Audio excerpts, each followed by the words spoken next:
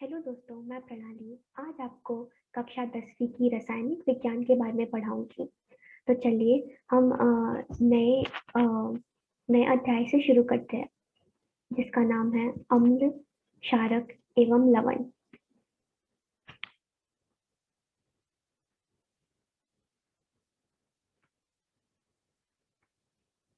आपने पिछली कक्षाओं में याद किया होगा कि आपने पिछली कक्षाओं में याद किया होगा कि भोजन का खट्टा एवं कड़वा स्वाद उसमें मौजूद होने वाले अम्ल एवं क्षारक के कारण होता है। इस अध्याय में हम अम्ल एवं क्षारक की अभिक्रियाओं के बारे में अध्ययन करेंगे। हम जानकारी प्राप्त करेंगे कि कैसे अम्ल एवं क्षारक एक दूसरे के प्रभाव को समाप्त कर देते हैं। साथ ही साथ दैनिक जीवन में पाई जाने वाली तथा उपयोग आने वाली बहुत सी रोचक वस्तुओं के बारे में हम अध्ययन करेंगे। तो चलिए देखते हैं अम्ल यानी एसिड। एसिड शब्द लैटिन भाषा से लिया गया है, जिसका अर्थ होता है खट्टा, क्योंकि ये स्वाद में खट्टे होते हैं। और ये नीले लिटमस को लाल में बदल देते हैं। अब ये लिटमस क्या चीज है, चलिए हम आगे आने वाले पार्ट में देखेंगे। एसिड जलीय विलयन में H प्लस आयन देते हैं, यानी जब पानी के साथ आते हैं तो एसिड जो है वो H प्लस आयन में टूट जाता है। एसिड दो प्रकार के होते हैं, प्रबल अम्ल एवं दुर्बल।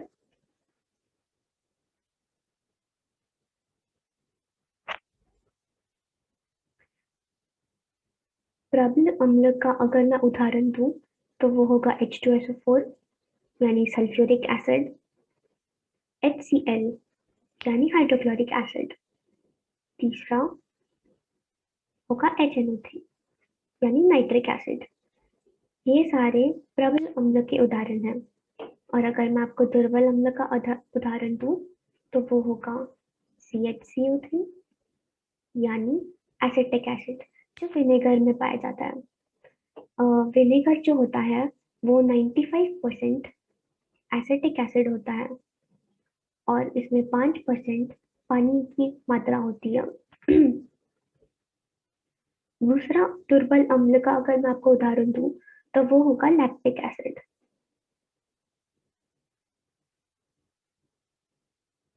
माफ कीजिएगा, मेरी हैंडराइटिंग इतनी अच्छी नहीं आ रही है। Lactic acid. और तीसरा लैक्टिक एसिड हमें दही में पाया जाता है, इसीलिए अगर दही को बहुत ज्यादा देर तक बाहर छोड़ देते हैं तो उसका स्वाद खट्टा हो जाता है, क्योंकि उसमें एक बैक्टीरिया होती है लैक्टोबैसिलस, जो लैक्टिक एसिड बनाती है। तीसरा होता है ऑक्सैलिक एसिड, जो कि हरी सब्जियों में या फिर पालक में पाया जाता है। ये दुर्बल होते हैं, इसीलिए अगर हम इसे खा भी लेते हैं तो हमें इसका इतना एहसास महसूस नहीं होता।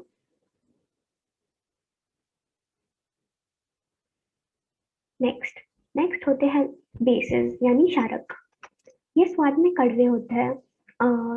ये अम्ल की तरह खट्टे नहीं होते हैं और ये लाल लिटमस को नीले लिटमस में बदल देते हैं। ये जलीय विलयन में जाके OH माइनस आयन देते हैं।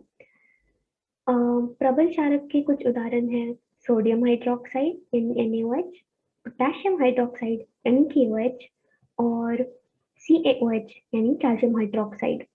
और दुर्बल क्षारक का उदाहरण है NH4OH यानी अमोनियम हाइड्रोक्साइड। अब हम कैसे ज्ञात करते हैं कि कोई भी अम्ल या फिर क्षारक प्रबल है या दुर्बल? तो उसके लिए हम एक स्केल यूज करते हैं, जिसे कहते हैं पीएच स्केल। वो हम आगे आगे पढ़ेंगे कि उसे कैसे ज्ञात करते हैं।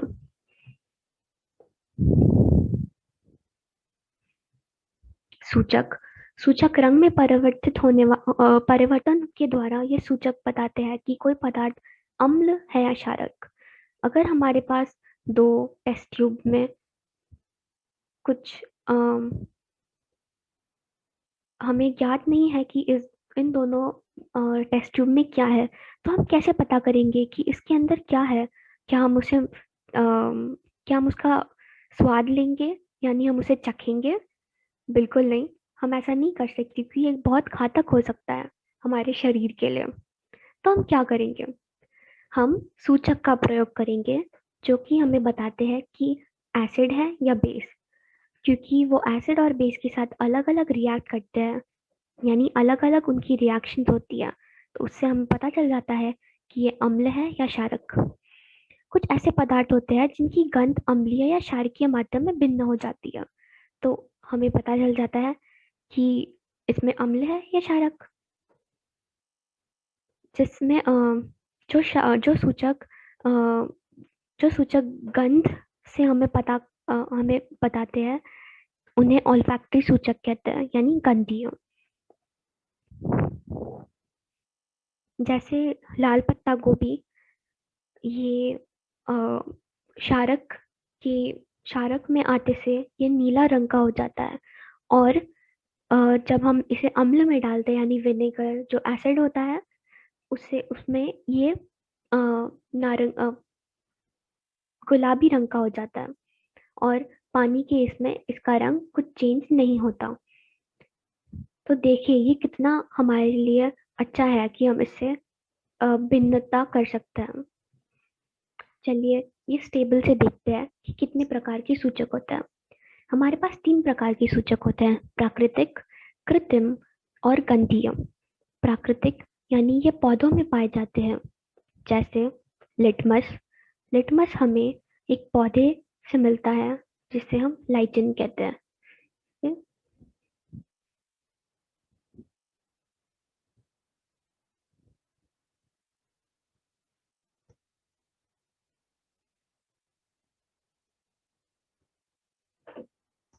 लाल पत्ता गोभी एक प्राकृतिक सूचक का लाल पत्ता गोभी भी एक प्राकृतिक सूचक है। हाइड्रेंजिया पौधे के फूल और हल्दी। देखते हैं लिटमस। आपको पता होगा लिटमस तो अम्ल के साथ लाल रंग में परिवर्तित हो जाता है और क्षारक के साथ नीला हो जाता है। लाल पत्ता गोभी अभी हमने पहले देखा था कि ये अम्ल के साथ लाल का रंग के हो जाते हैं और क्षारक के साथ हरे रंग के हो जाते हैं। हल्दी, जैसे अगर आप अपने कपड़ों पे अगर आपसे गलती से कुछ खाना गिर जाता है जिसमें हल्दी होती है, तो आपकी मम्मी उसे साबुन से धोती है, क्योंकि साबुन में क्षारक होता है। तो वो हल्दी को उसका रंग चेंज कर देता, उसका रंग बदल देता है। और एसिड की प्रेजेंस में, एसिड के साथ ये कोई बदलाव नहीं करता। हाइड्रेंजिया का फूल, इसके रस को अगर हम अम्ल के साथ मिलाते हैं तो ये नीले रंग के हो जाता है और क्षारक के साथ गुलाबी रंग के हो जाते हैं। चलिए हम कृत्रिम सूचक देखते हैं। यानी कृत्रिम यानी ये लेबोरेटरीज में पाए जाते हैं। लैब्स इसे मैन्युफैक्चर करते हैं, यानी इसको हम बनाते हैं। इसका एक उदाहरण है मिथाइल ऑरेंज। ये काफ़ी ज़्यादा महत्वपूर्ण है, क्योंकि क्योंकि ये काफ़ी लोग इसका इसको उपयोग करते हैं याद करने के लिए। अम, इसका ये मिथाइल ऑरेंज अम्ल के साथ लाल रंग का हो जाता है और क्षारक के साथ पीला रंग का हो जाता है। दूसरा कृत्रिम यानी संश्लेषित सूचक फिनोल्फ्थालीन है, जो कि अम्ल के साथ रंगहीन हो जाता है।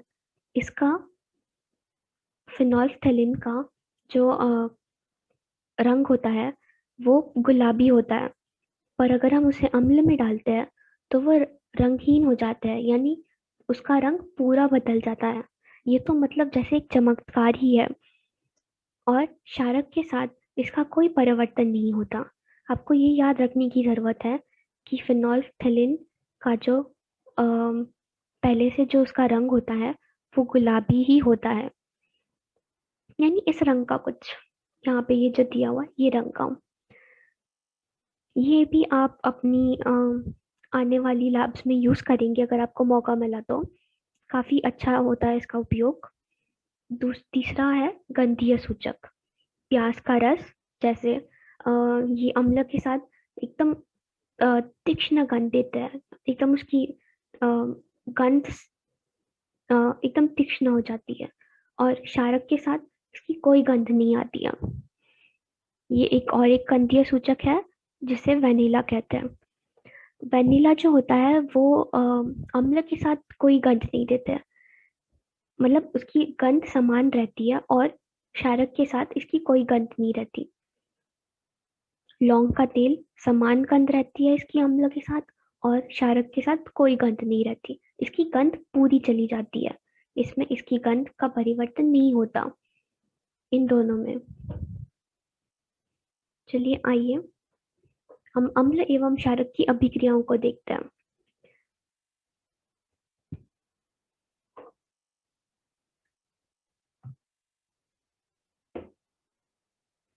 ध्यान दीजिए कि ऊपर दी गई अभिक्रियाओं के धातु अम्ल से हाइड्रोजन परमाणुओं का हाइड्रोजन गैस रूप में इसका विस्थापन करती है और एक यौगिक बनाता है जिसे लवण कहते हैं। लवण यानी सॉल्ट।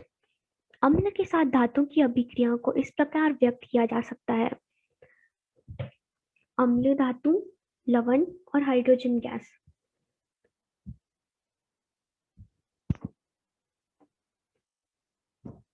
माफ कीजिएगा। हाँ, तो चलिए देखते हैं। अगर आपके पास कोई भी एक अम्ल है जो आपको जिसका ज्ञात नहीं है कि वो कौन सा अम्ल है, तो उसमें अगर हम कुछ मेटल यानी धातु के कुछ टुकड़े डाल दें, तो वो रिएक्ट करने पर बुलबुले प्रवाहित करती है, जिसे हम पॉप टेस्ट भी कहते हैं।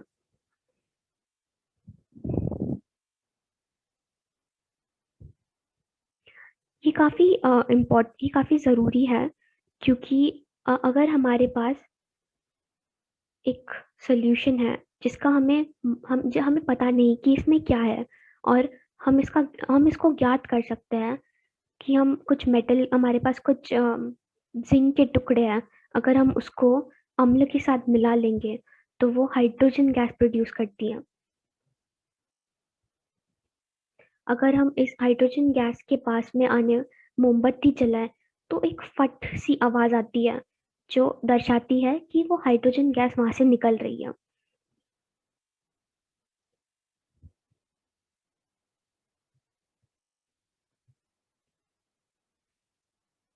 अम्ल धातु की अभिक्रिया अम्ल के साथ कुछ इस प्रकार होती है। ये हाइड्रोक्लोरिक एसिड है। इसको अगर हम जिंक के टुकड़ों के साथ मिलाएंगे तो ये एक पदार्थ तैयार करती है, यानी लवण, जिसे जिंक क्लोराइड कहते हैं, और इसके साथ हाइड्रोजन गैस रिलीज होती है। ये गैस काफी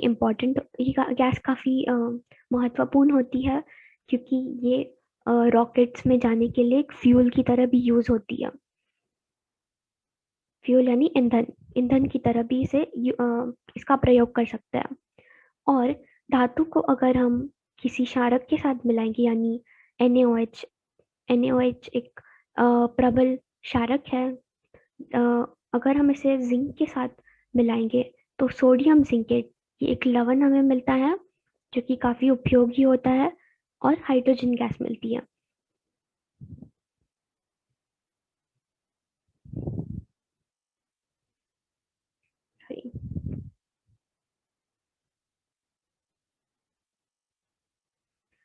धातु कार्बोनेट तथा धातु हाइड्रोजन कार्बोनेट अम्ल के साथ कैसी अभिक्रिया करते हैं? ये इस अ, इसे हम कहते हैं सोडियम कार्बोनेट। ये एक सॉलिड के रूप में होता है, यानी अ, ये सॉलिड होता है एक, और अगर इसे हम अ, ये एक हाइड्रोजन कार्बोनेट होता है। अगर हम इस और इसके साथ एक धातु भी जुड़ा है तो इसे हम धातु कार्बोनेट बोलेंगे।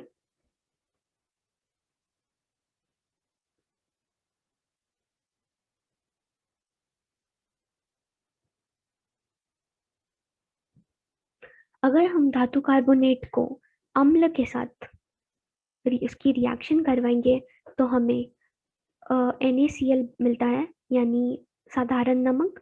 इसके साथ हमें पानी और साथ ही साथ कार्बन डाइऑक्साइड यूज मिलता है।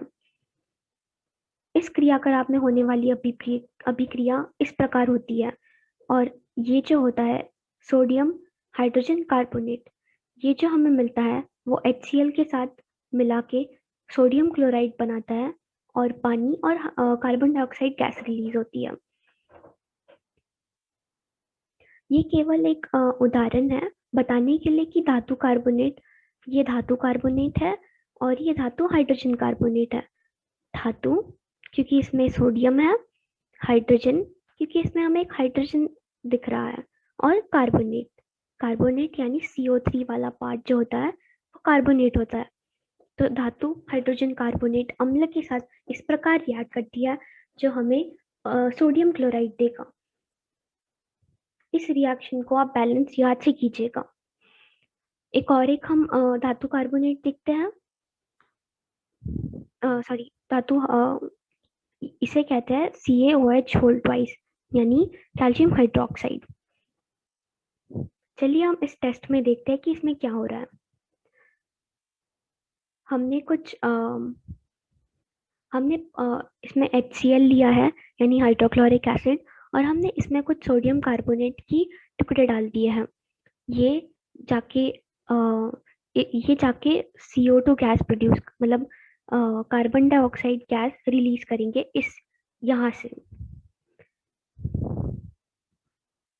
जो कि हम इसे एक अलग परख नली में अगर हम देखेंगे, यानी यहाँ पे ये रिएक्शन कुछ इस प्रकार हो रही है।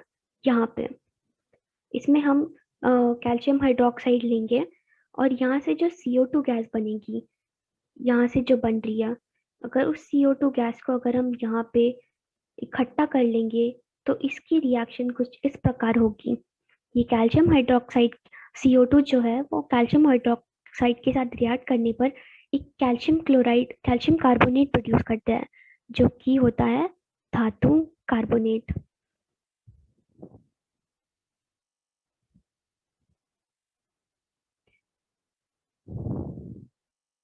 इसका रंग कुछ दूधिया रंग का, जब ये रिएक्शन खत्म हो जाती है तो ये एक दूधिया रंग का दूधिया रंग का हो जाता है। इसे ये एक मिल्की कहते हैं, मिल्की टेस्ट, क्योंकि इसका रंग कुछ मिल्क दूधिया हो जाता है। अत्यधिक मात्रा में कार्बन डाइऑक्साइड प्रवाहित करने पर निम्न अभिक्रिया होती है, जैसे मैंने आपको अभी बताया था। हाँ, ये काफी ज्यादा महत्वपूर्ण है क्योंकि ये जो हमें मिलता है ये एक चूना पत्थर होता है यानी लाइमस्टोन, जिसे हम चौक की तरह यूज कर सकते हैं, और मार्बल यानी संगमरमर की, जिससे हम कई सारी बिल्डिंग्स का निर्माण करते हैं। सभी धातु कार्बोनेट एवं हाइड्रोजन कार्बोनेट अम्ल के साथ अभिक्रिया करके संगत लवण कार्बन डाइऑक्साइड एवं जल बनाते हैं। यानी कि अगर हम इसकी जगह कोई दूसरा धातु भी लेंगे तो यहाँ पे इस धातु की जगह कोई और हो जाएगा, पर न, ये एकदम ज्यादा कंफर्म है कि कार्बन कार्बोनेट के साथ यहाँ पे HCO3 ही आएगा। इस अभिक्रिया को इस प्रकार व्यक्त कर सकते हैं कि कोई भी धातु कार्बोनेट तथा धातु हाइड्रोजन कार्बोनेट अम्ल एवं लवण कार्बोनेट अम्ल के साथ लवण और कार्बन हाइड्रोक्साइड और जल देता है। अम्ल एवं क्षारक परस्पर कैसे अभिक्रिया करते हैं? अम्ल एवं क्षारक की अभिक्रिया इस प्रकार होती है कि वो एक लवण देते हैं, जिसे उदासीनीकरण अभिक्रिया कहते हैं, यानी न्यूट्रलाइजेशन।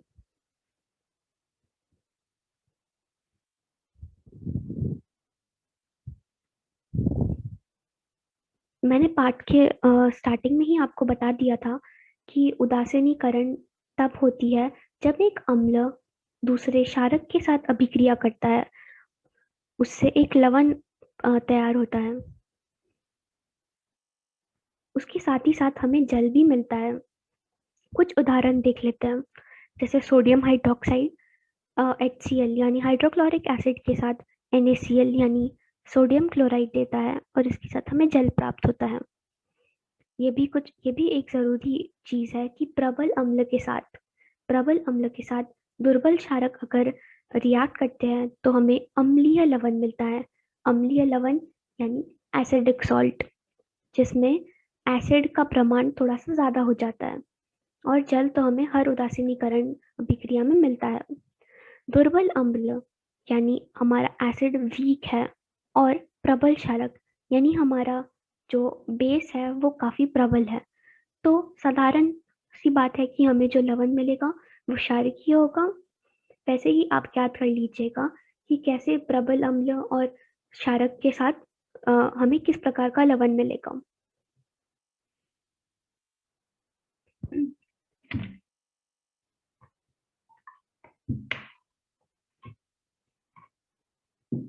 अम्लों के साथ धात्विक ऑक्साइड की अभिक्रिया।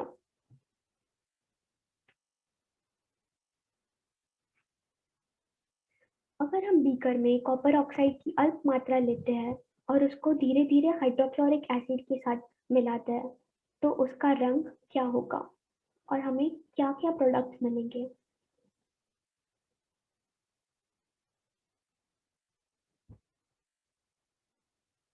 इसमें हम कुछ कॉपर ऑक्साइड मिलाएंगे, कॉपर ऑक्साइड यानी कॉपर CuO। इसमें हम धीरे धीरे करके हाइड्रोक्लोरिक एसिड मिलाएंगे। तो अगर आप ऐसे देखेंगे तो इसका रंग धीरे धीरे करके हरा हो जाएगा, क्योंकि कोई भी धातु ऑक्साइड किसी भी अम्ल के साथ रिएक्ट करते हैं तो वो भी एक लवण बनाते हैं। तो इस प्रक्रिया में जो हमने कॉपर ऑक्साइड लिया था और उसे हमने हाइड्रोक्लोरिक एसिड के साथ रिएक्ट करवाया था, तो वो एक कॉपर क्लोराइड करके लवण देते हैं, जिसके साथ हमें पानी भी मिलता है,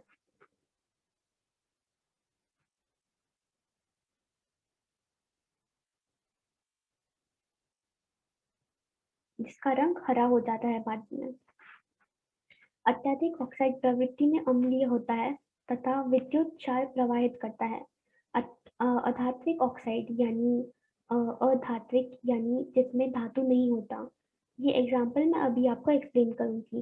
पहले आप देख लीजिए कि आपको मालूम होगा कि कॉपर ऑक्साइड ये थोड़ा सा नीला रंग का होता है, पर जैसे ही हम इसमें HCl मिलाते हैं, इसमें कॉपर क्लोराइड की होने की वजह से ये धीरे धीरे करके हरा रंग का हो जाता है।